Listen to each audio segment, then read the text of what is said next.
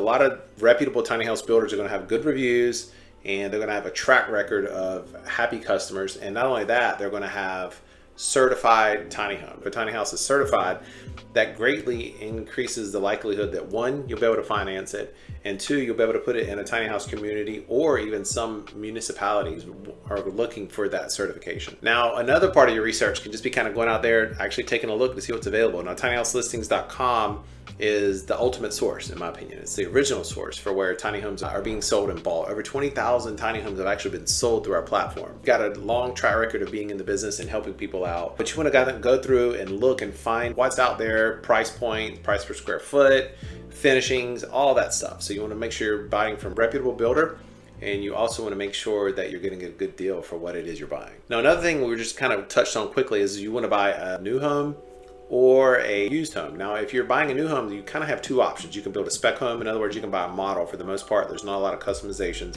Or you can buy a custom home. Now, if you're going to buy a custom home, just be prepared to pay for it. Tiny house builders, like for us, for example, when you have a model, it's very efficient to build a home that way. There's not a lot of back and forth. Everything's already pre-planned. The people who actually build the homes on the crew have a really good understanding of what that looks like. They have it memorized. You can have templates, all those things, right? Now, if you want a quality built home and keep the price down, I highly recommend going with a model.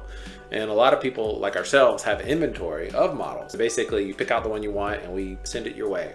Now, it's going to definitely help on the price. Now, if you want custom, you have to realize there's a lot of overhead in custom. When you get the quote from a home that you've decided that it's going to be this way and that way, and I want this thing and I want that thing, but I don't want this, it increases the overhead for a tiny house builder exponentially. So just be prepared to pay for that. But if you have the budget, not a bad way to go. Now, there are some legal considerations that you have to consider when buying a tiny house.